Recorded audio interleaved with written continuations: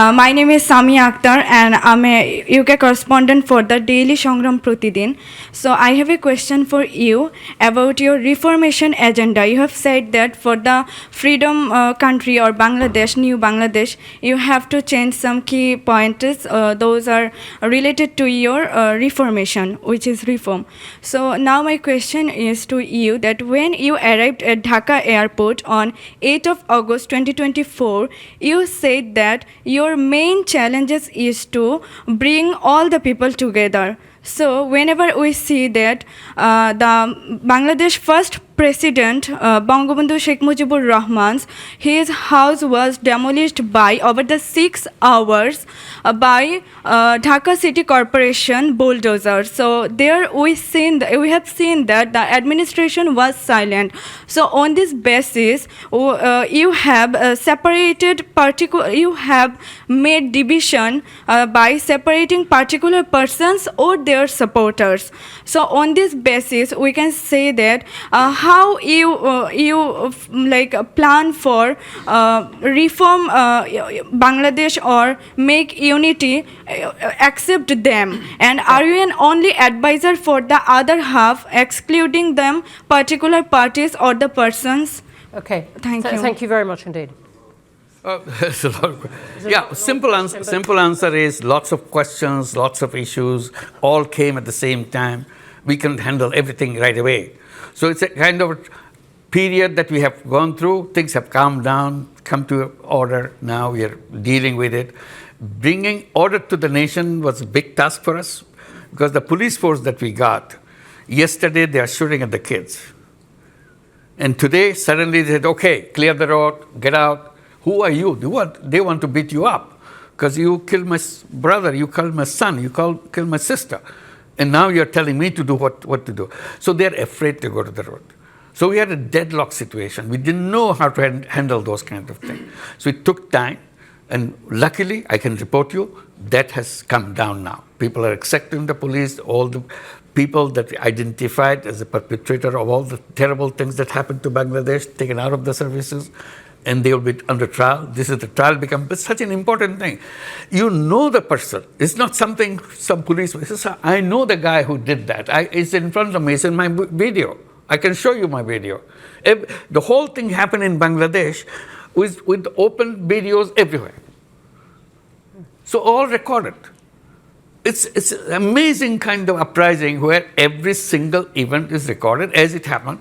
Not one camera. Everybody has a camera. Everybody's taking. It's all been assembled, it's identified, and we are trying to clean. We are not saying that we are a government that will solve all the problems. We are successes. We have now a police force which can bring law and order in the country and so on. So we are, and the unity of the political parties is a #1 goal for us. We have been sitting together. All this thing we're talking about creating a July charter. It's not an easy thing for all the parties to sit together and debate. But we're doing that. And I'm promising you here, and I hope I can deliver you in July. July is next month. That charter will be announced in the presence of all parties. That's the best unity you can get in any country after a revolution within a month, within a year. Okay. Thank you very much. So with that, Professor Yunus, very warm welcome. And you said that you were going to just make a few opening remarks about, indeed, what is on your mind, if not on your desk. Well, thank you for inviting me. That's what I wanted to say. I have come to London with many incarnations. I was remembering my first incarnation as a Boy Scout way back in 1955, just returning from 8th World Jamboree held in Canada. So I was interviewed by BBC about my experience in Bangla program. So I earned 2 guinea for that. So I still remember. It's a tremendous source of enjoyment that I earned 2 guinea in London. Since then, I have been here for many reasons. So one of them, as you mentioned, microcredit is issue. And then on youth movement, on social business, on creating a new world of 3 zeros,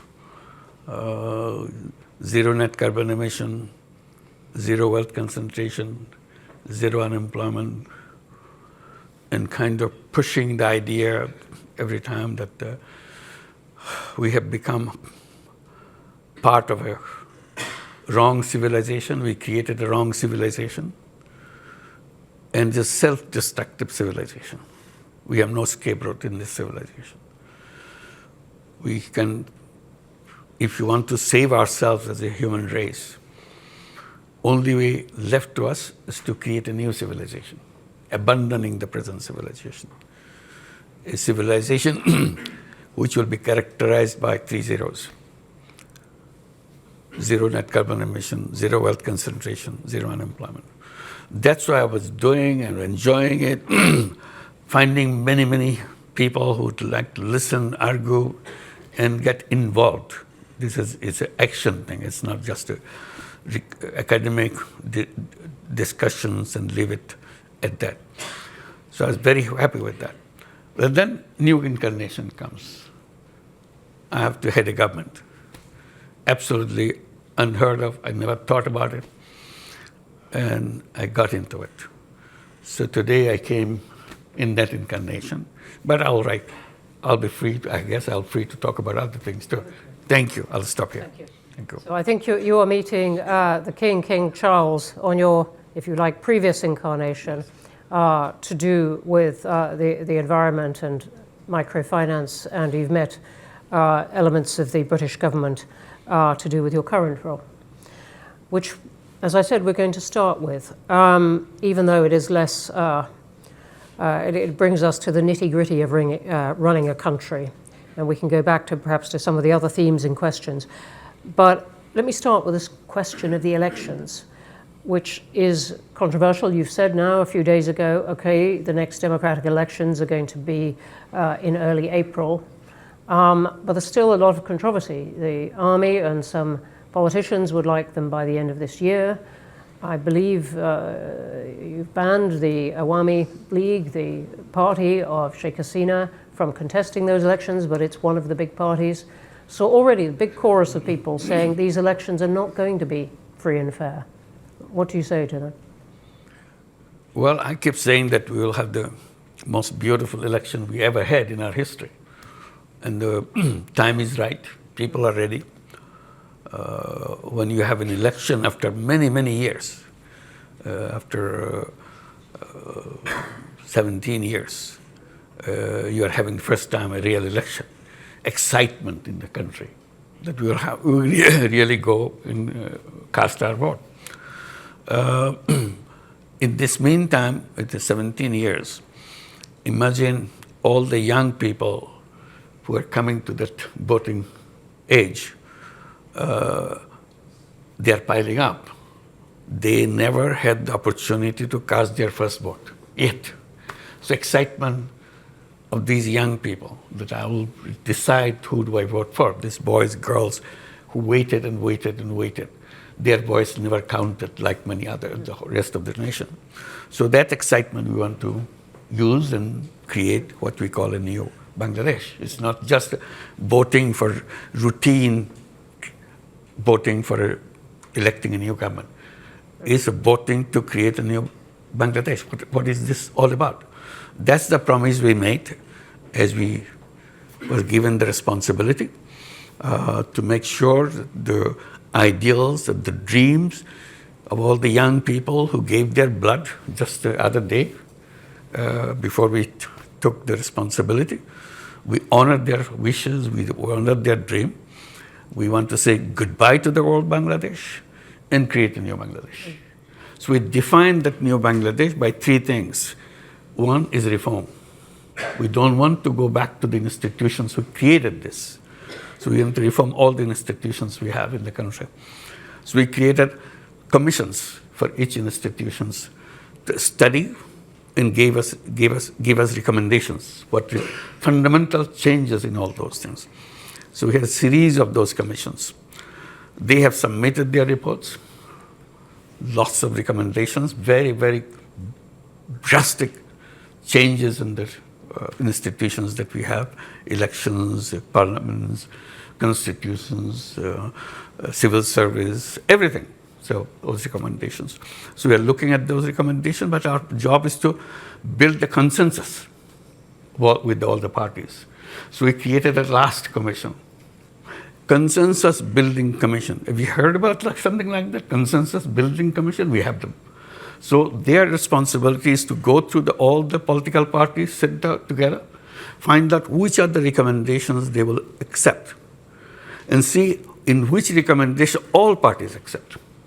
That's a tough job for Bangladeshi politicians to agree on something all parties agree. You know, I must say it would be tough for many politicians to agree on that because, and that's not a joke about politicians, because they might say, look, that's taking away the democratic element. Why don't you trust the voters? Trust the voters to vote for any of these parties and rely on them to use their judgment to pick the best ideas, rather than a commission appointed by you and your colleagues picking which ideas you like. I wish we could do that if everybody understood what is a bicameral legislations, what the proportional voting is all about, all the complicated things you tell them, oh, forget it, how much money you give me, I vote for you. So make it very simple. So you pay me some money, I vote for you. That's all voting may translate into that. So we said we don't want to go to that part. Public, all the voters can watch this debate. This is all debate. It's on the newspaper every day happen. So ultimate aim, to make it short, ultimate aim is to get all those recommendations where all the parties agree, put it in a separate piece of paper. This is where all the parties agree. And then we celebrate all the parties signed that agreement. We call it July Charter. And we are waiting for July to come next month. This charter will be presented to the nation, July Charter, and we celebrate. On this basis, now we'll have the election. That's how the election procedure was done. So one is the reform agenda. Next is the trial of the people who are perpetrators of all the things that happen in Bangladesh. I don't have to elaborate. It's a huge thing. It's a terrible thing that happened to Bangladesh. People were killed point blank on the street every day. Your son, your daughter went out, never came back, just shot. Two friends went out in the street saying goodbye to each other. We may not come back. Maybe one of us will come back, another will not come back. We say goodbye to each other. Went out of the street. Either none of them came back or one of them came back. And that's the period we passed through. This is coming as almost a year now. So we'll be celebrating those days of July and August and have this charter. And one is reform, another is the trial of all the perpetrators of this. People disappeared every day, and nobody knew where they disappeared. Where did they end up their life?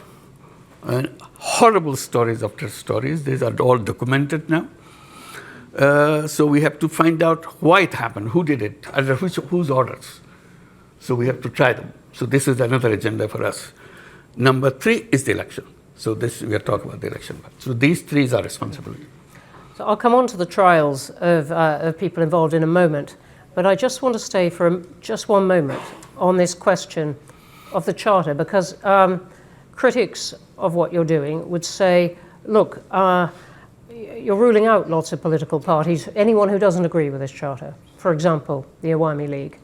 So you're not really giving people a choice.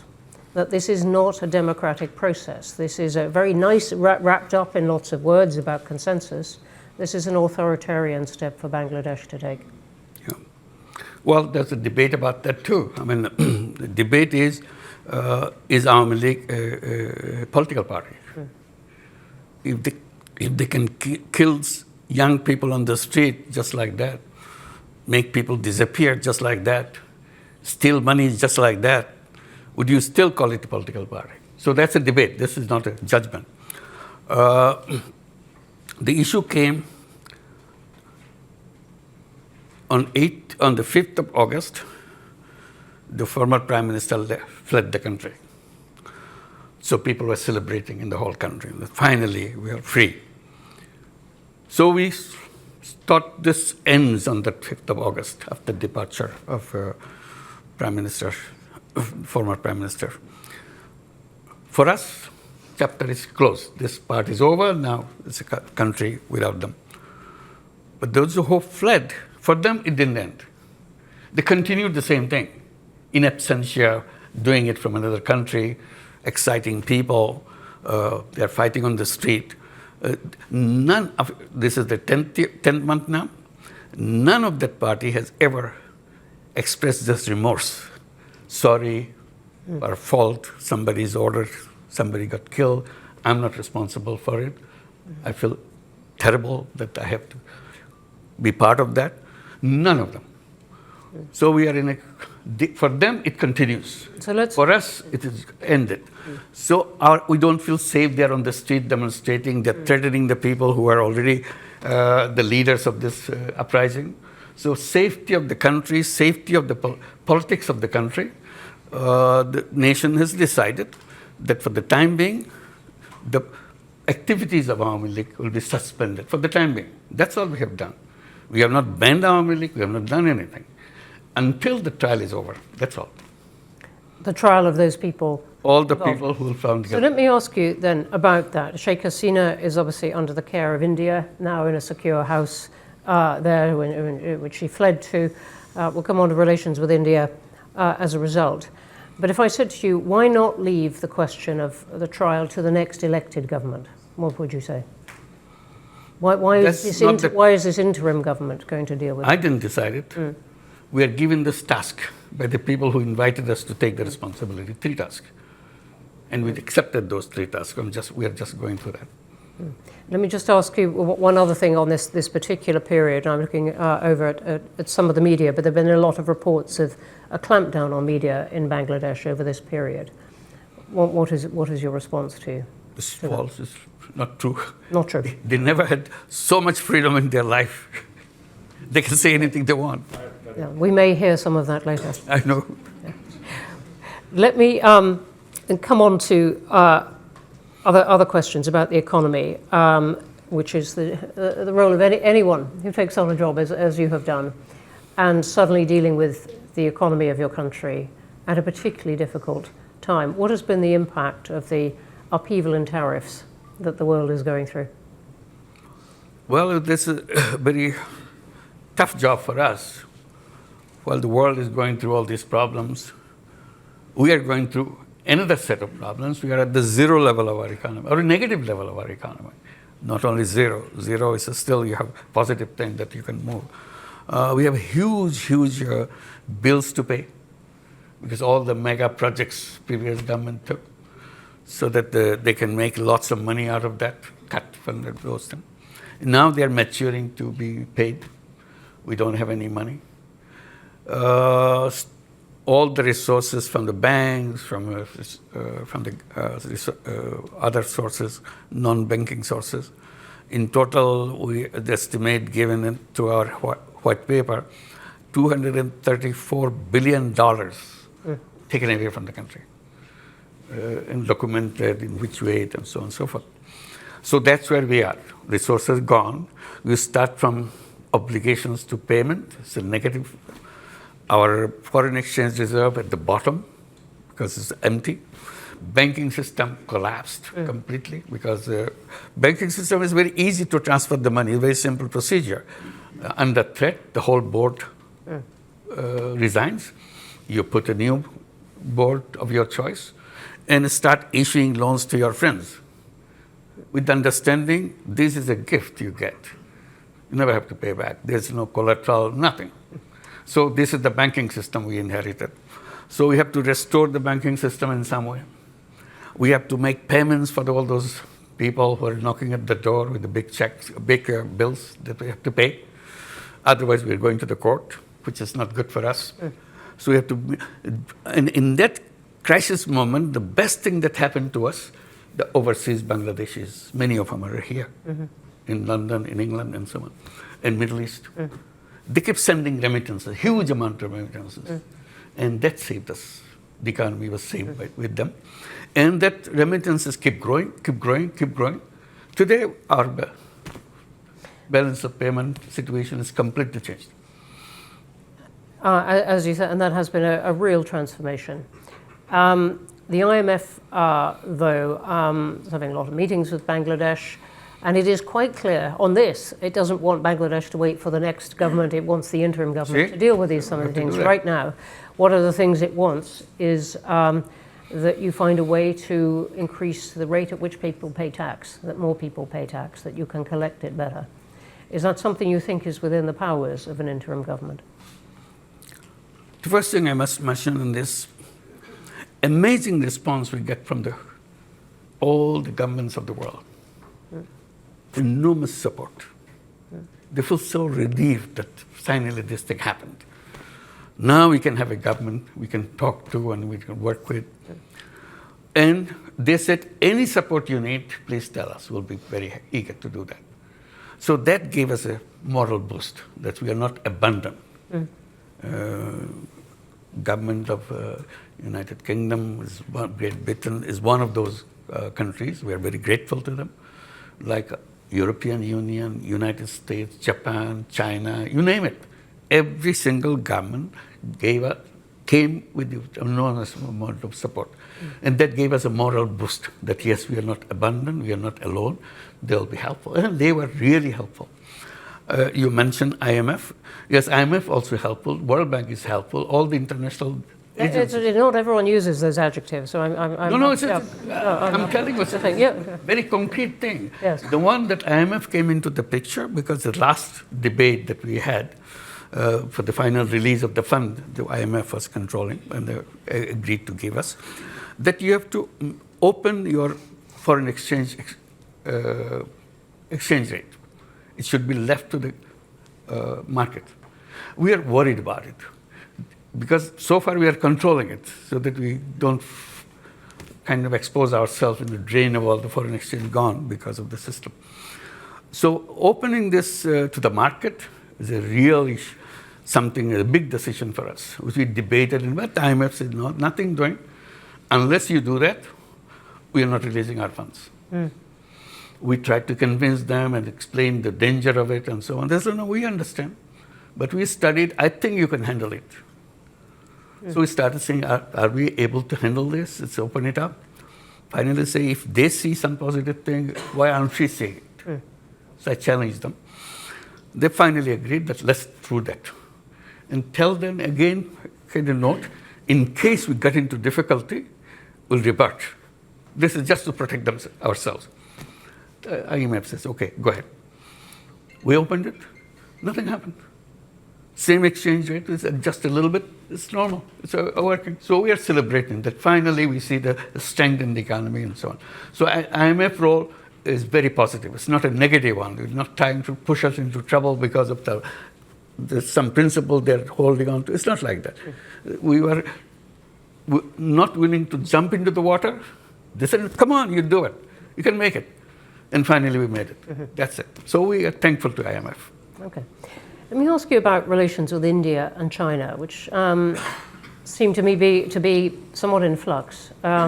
Sheikh Hasina's government was very close in a way to India. Now she's there. Relations with India perhaps a bit less cool, a bit cooler between your team and Delhi now. Perhaps a little bit warmer on China now. What is your account of this and what you are trying to do in foreign policy now? We are reaching out to everybody. As I said, all the governments of the world have been extremely supportive. So we are very thankful. We are trying to build up further relationship. We are asking for the help that never gave before. They were not existing before. So we said, let's do that. One of the things we are saying, corruption. Bangladesh is just deep into corruption. Everything is, system is corrupt, people are corrupt. So how to clean it up? What kind of changes we have to make the government clean with enormous corruption? So we say if there is a formula, there is a policy, there is a way to do that. So I mentioned something that the conversation I had in September at the United Nations General Assembly. I was meeting all the world leaders to explain to them what's the situation in Bangladesh. So I was meeting Ursula von der Leyen at the European Union. So among many issues discussed, I said finally about the corruption. I don't know how to get out of this. Is there any way, is there any recommendations you make that we can follow? So she gave a big smile. She said, you know what? We are coming from worse than that. The European Union coming from the worst of the corruption that we are facing. Said, yes, many of our countries were trying to join the European Union. We're just all over corrupt. Everything. You never heard of those kind of corruptions in your life. They had it. So we have to install a system of cleansing them up, cleaning it up, washing them off, so that they can be clean as everybody else and join. Once they're clean, then we take. So we learned everything how to make it happen. So how? Because some of the pressure was put on those countries, and not with perfect effect, but it was put on those countries because they so much wanted to join the European Union. Right.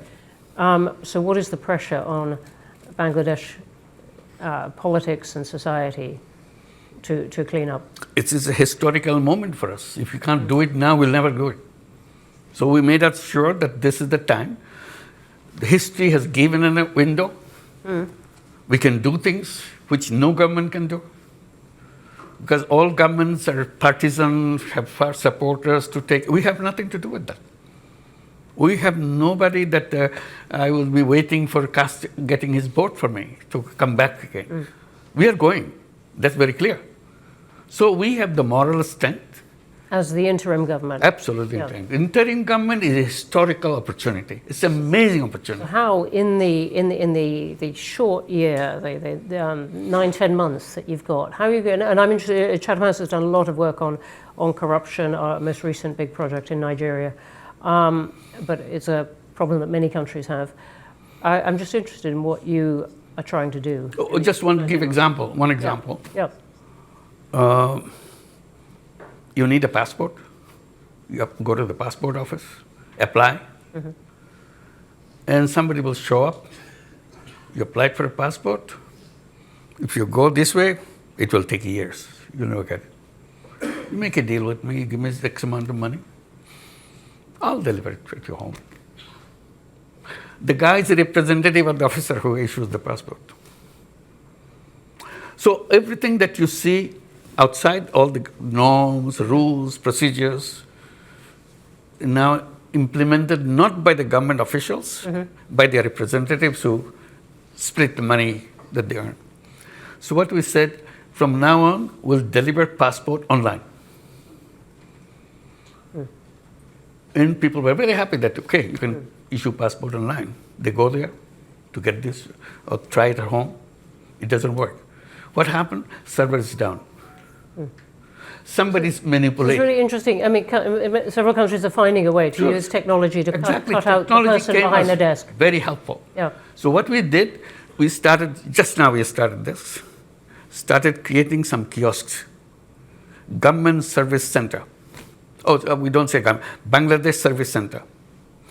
Young guy with a computer sitting there, boy, girl, been trained to give all the services. This is all, we made all these months, we are preparing all the ministries, every service you got, whether you're paying taxes, or you're issuing driver's license, or you're issuing your renewal of your passport, whatever, or your land tax, which is absolutely complicated. They can make as complicated as they could. So now everything has to be delivered online. So we trained these young people, just started last month, this kiosk. And you come, there's a price list. If your passport, so many days, this month. It's so many days, and we deliver home. Not all, you give your message, you come and pick it up. That's it. So we have 3 centers now. Within next month, we'll expand to several more. Gradually add to several more. And we are challenging every ministry. How many services you are ready to provide online? They said, we have 5, we have 10, we have 15. Okay, whatever you give it to them. Train them. If there's difficulty, we'll have a meeting together. Why you are having difficulty? Maybe technological, we'll solve that problem. It's our job. I said, the task of the interim government, by the time they leave the government, all these services will be available to people, and all the ladies at home in the villages, women, housewives, they will be delivering these services. We'll train them, they will deliver. They don't have to come to the city to do that. Wherever you are, you have the computer, you have the everything. Or the phone, yeah. So this is the journey that we want to complete. All right. So thank you for that detail, which is very inspiring. I want to jump to a vision of something much more difficult, which is the Rohingya. Hundreds of thousands of them in the camps. What is going to happen? Well, that's the question I raised as we came to the responsibility. Rohingya is mentioned. Only time they mention who is paying for their food, who is paying for the education of the kids, that's about it. I said, then what? No question. Nobody's answering that question. There are international organizations helping this. I said, the question must be answered when they're going to go back. What is their future? That question was never discussed. I said, I want to discuss that. I want to raise that. So we went to the United Nations General Assembly. I had a special meeting of all the donor countries who were helping the Rohingya issue and raised this issue. Do you have a map, road map when they want to go back? Oh, no, we have not done that. I said, please do that. Because unless, even if it's a 10 years, 20 years now, have a date. And we know 1 year less now, another year gone, and we go there. So we are working very hard to make sure that we can repatriate those people to go back. In the meantime, we have problems. US government stopped all the money. USAID money suddenly disappeared. And what used to be $12 a month per person for food, suddenly that $12 disappeared. Somebody said, okay, we can accommodate for 2 months for $6 a month. I said, okay, 6 months. Now it's $3 a month. What do you do with the $3 a month for whole food for a family, for a person or something? So we're going through that process now. So organizing, again, going back to the world community, said, look, you asked us to host them. We are hosting them. But responsibility of maintaining them, you took yourself. So please don't create a problem. Who are you talking to in that? Who do you really have in your sights that you would like help from? There's a whole group of countries who are with us, those connected with the Rohingya thing. We have meetings with them. Is the UK one of those? Of course, it's a very important one, not only one of those. The UK is a very important supporter of the whole thing, even now, in this crisis period. So we urge to have a global meeting of the Rohingyas on these issues and related issues in September this year in the United Nations. Have a separate UN General Assembly session on that, on the sideline of the General Assembly.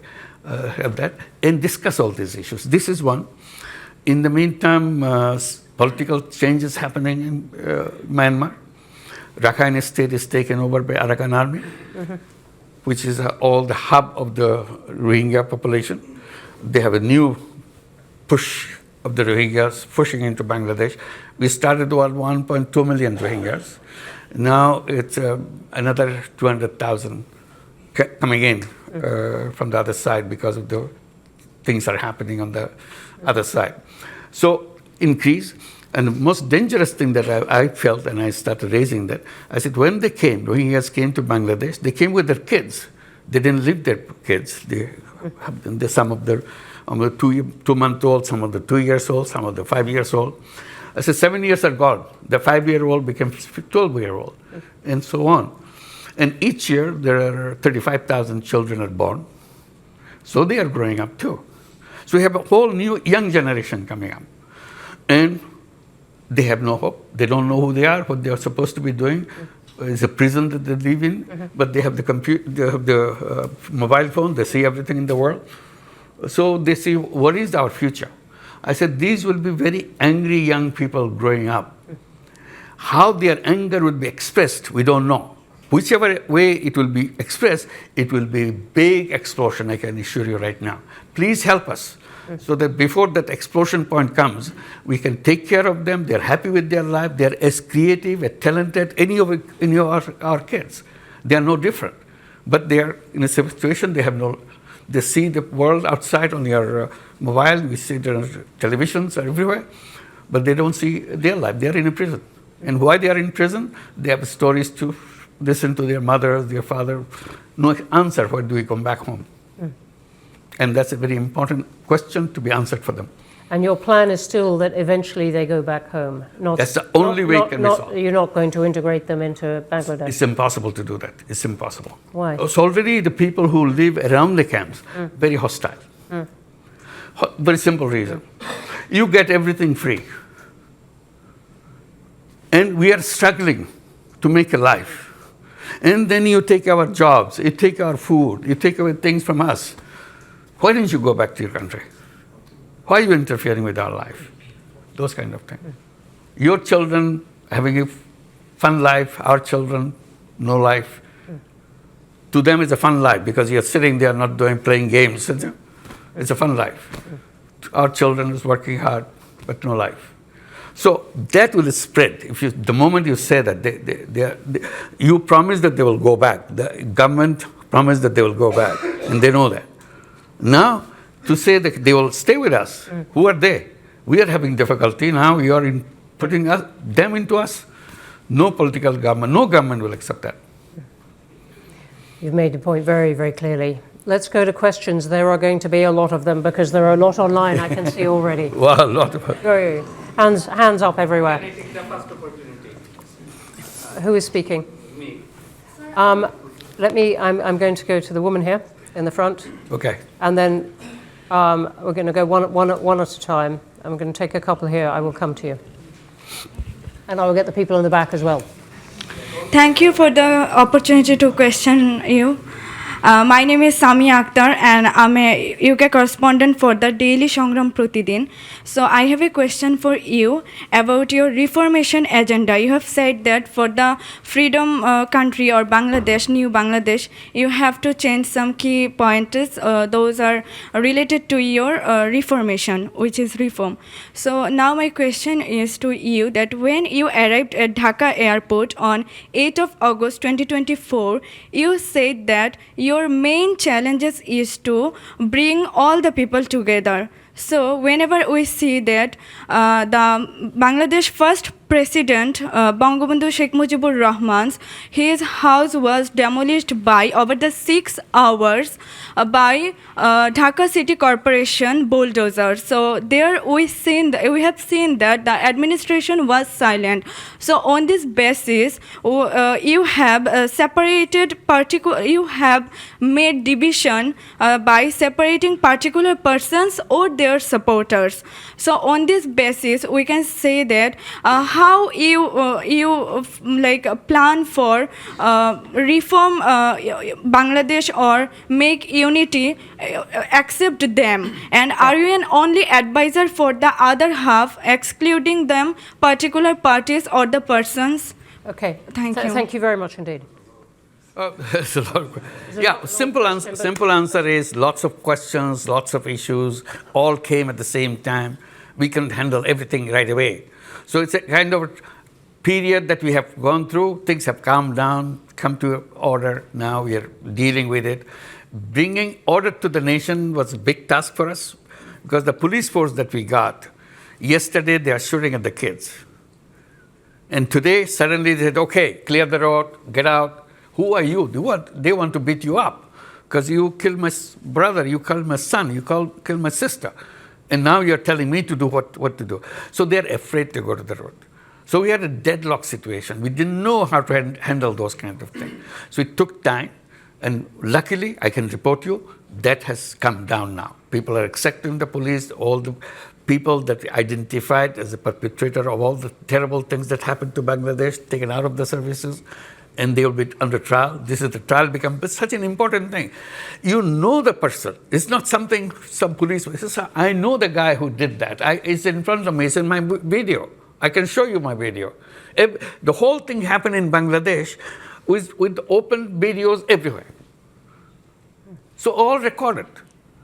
It's an amazing kind of uprising where every single event is recorded as it happened. Not one camera. Everybody has a camera. Everybody's taking it. It's all been assembled, it's identified, and we are trying to clean. We are not saying that we are a government that will solve all the problems. We are successes. We have now a police force which can bring law and order in the country and so on. So we are, and the unity of the political parties is a #1 goal for us.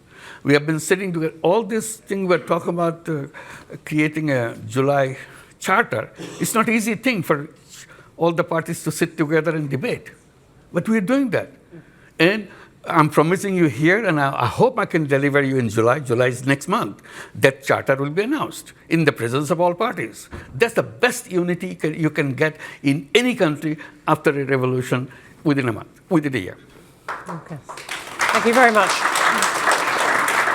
Come, the front row here, the man next to you.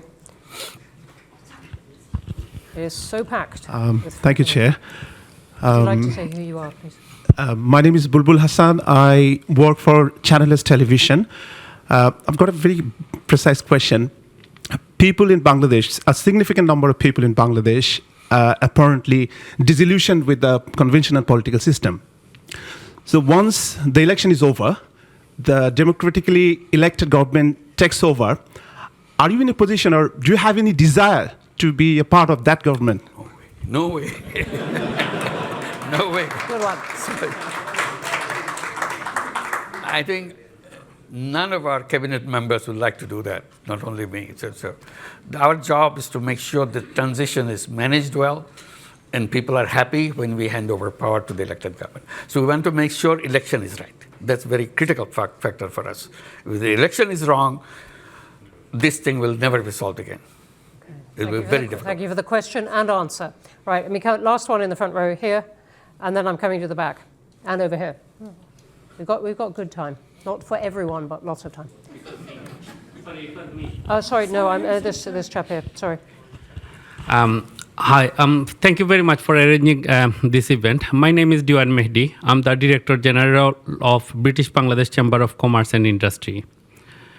First of all, I would like to say thank you to you for taking the responsibility in a big chaos when the young generation was wanting for a big change. So you showed the courage, and we appreciate your time and patience. We had no other option. Therefore. Okay. My question is to you. We have seen a very surprising role played by India. They seem to be a democratic country, but when it comes, we talk about Bangladesh, their role is very unclear.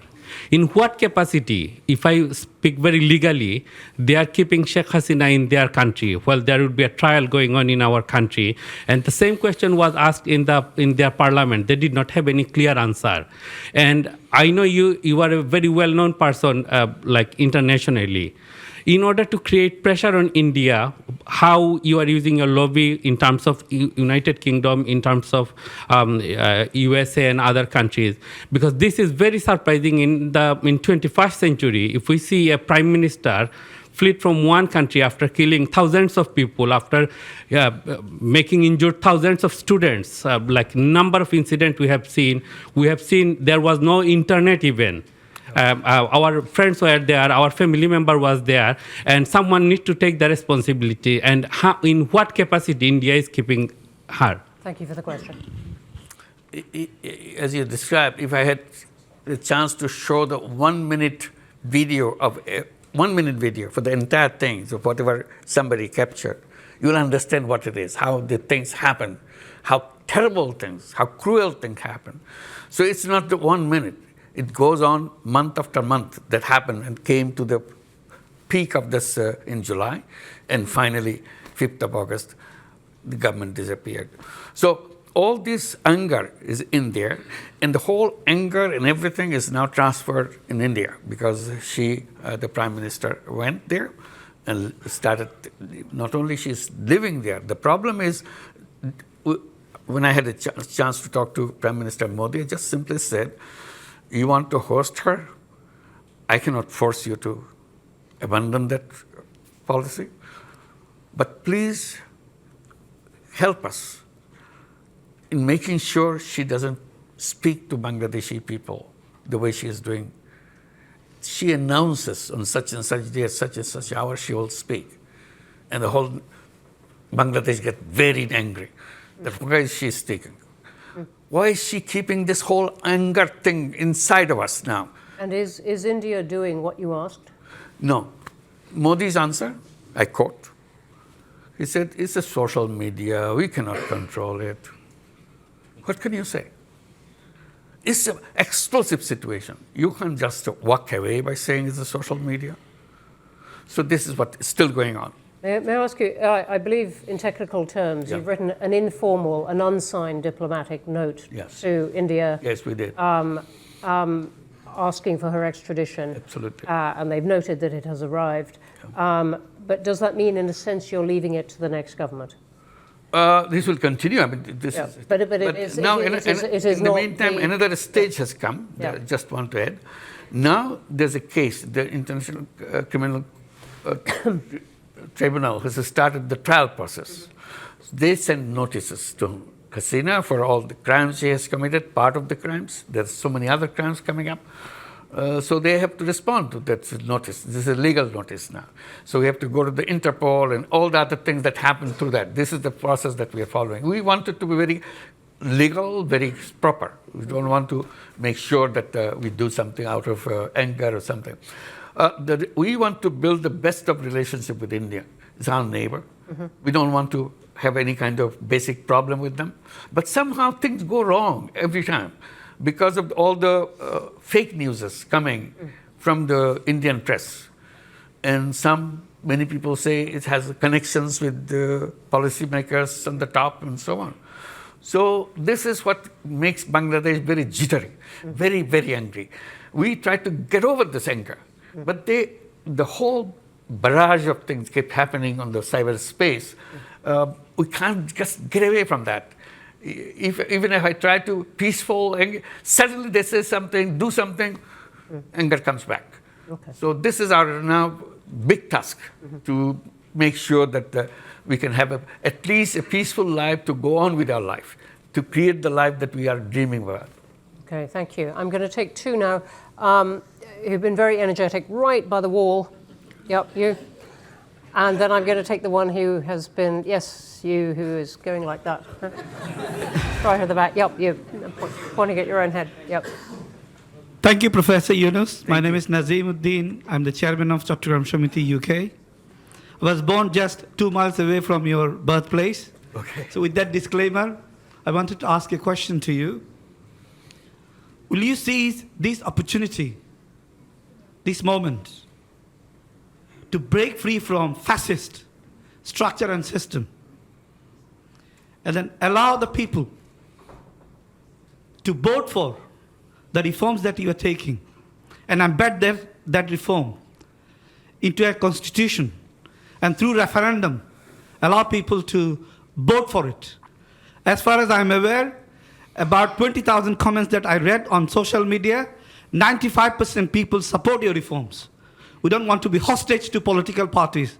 Why don't you just go back directly to civic societies and the people and allow them to vote whether they would like to go ahead and change Bangladesh for the future and make it a real tiger for the world economy. Thank you. Thank you. I want to be clear. Are you asking for a vote on the charter? Absolutely. What Yeah. I'm asking is that July Charter, of course, will be a legally binding agreement. Yep. But in order to sustain that reform, it needs to be structurally built in within Constitution. You'd like a vote on that? Yeah. Yeah, we heard about that, about having a kind of referendum on the issues that we have. There are so many complicated issues. The argument is referendum will be meaningless because most of the people don't even understand what you're voting for. So people will laugh at it, that it doesn't make any sense. So it's the politicians representing the people, all parties. They are involved in all these political issues and all the national issues, and they're supposed to understand, they're supposed to debate. If they have agreed together, all parties, that's what we are focusing on, all parties, then it's more real than giving it to a referendum of all the package. It's a big package. So this is what the path we took. Referendums have lots of problems with them, as many countries know, but... You must be referring to something, they're smiling. But it would answer the point, the challenge to you, that this charter is in some way not democratic. We can come back to that. Let me come to you who stood up. You've been very energetic. Chief Advisor, welcome to London. Thank you. On behalf of British Bangladeshi community, I'm Councillor 𝐒𝐈 Khalid. I'm also a practicing barrister, British Bangladeshi practicing barrister in London. I have two questions for you. How confident are you? Could you possibly have just one? It's very quick two questions. I'm not going to make a statement. How confident are you that the political and democratic organs will be well equipped to hold a general election, a credible election with level playing field by April 2026? We'll try our best. And secondly, British Bangladeshi community would like to have a meeting with you. Do you have a plan to meet British Bangladeshi community who are eagerly waiting to meet and have view exchange with you? Thank you, Chief Advisor. Thank you. Thank you very much for inviting. I wish we could, but our program made such a packed program. We're rushing from one to the other. Thank you so much, but definitely we'll try to keep in touch. Thank you.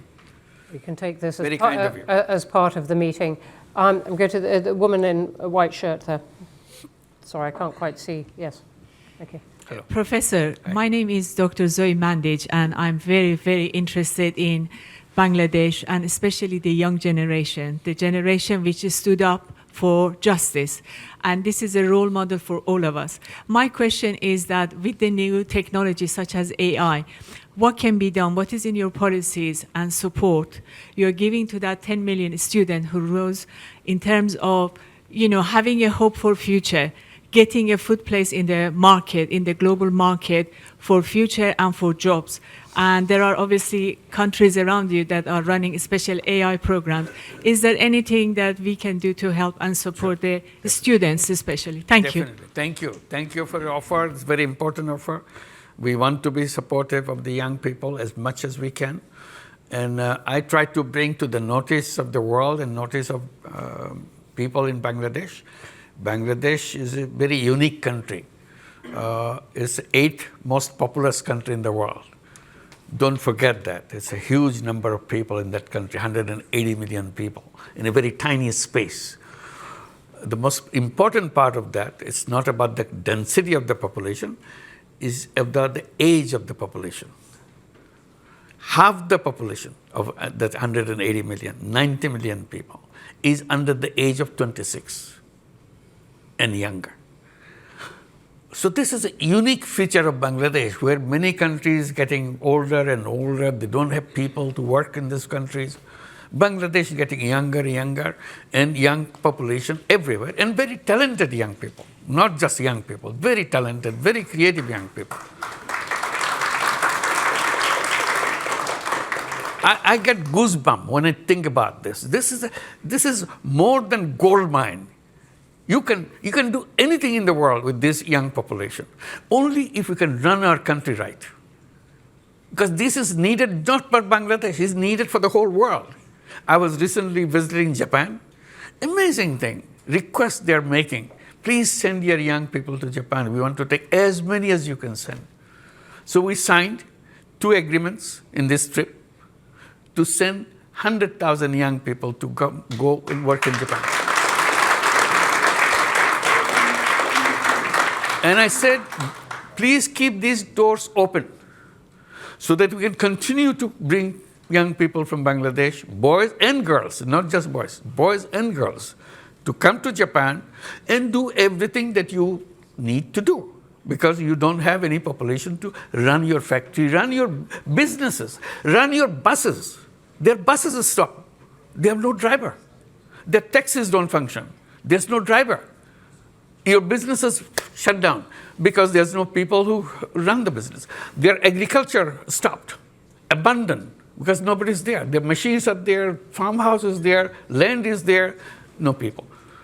I said, okay, we will be very happy to help you, to send our young people. They said, only thing you need to do, teach them how to speak Japanese. I said, we'll do that. We'll do that. There's a great So we are a very answer. lucky country. That's what we say. We're a very lucky country to be so resourceful with human beings. Great. No, can I? I'm sorry. I'm going to come here to the front row. There's a storm of people with things to say. Thank Please. you. Give me a chance. Assalamu alaikum, Assalamu alaikum. Dr. Mohammad Yunus.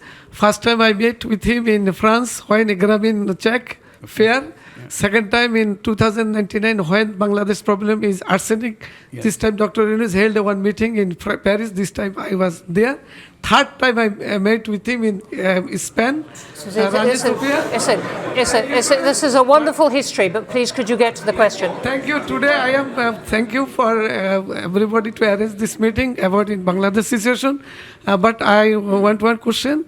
Dr. Yunus, please held the election upcoming 2026 you declare in April. We want to see for the foreign Bangladeshi people also.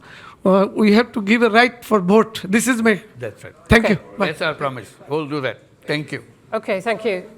Sorry, I'm going to take the woman in the second row here. Yep.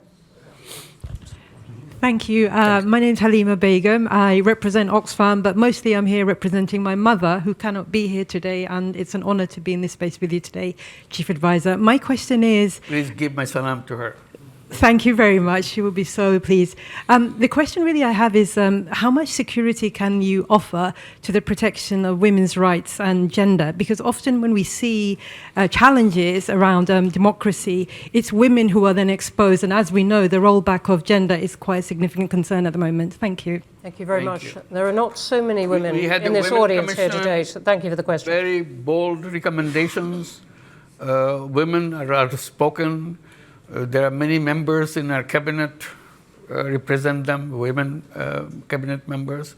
So the status-wise, we are doing the best possible way. We are not perfect. Definitely Bangladesh has lots of difficulties in getting all the rights established in an open and fair way. But government is committed to establish them. That's all we can assure you. Thank you.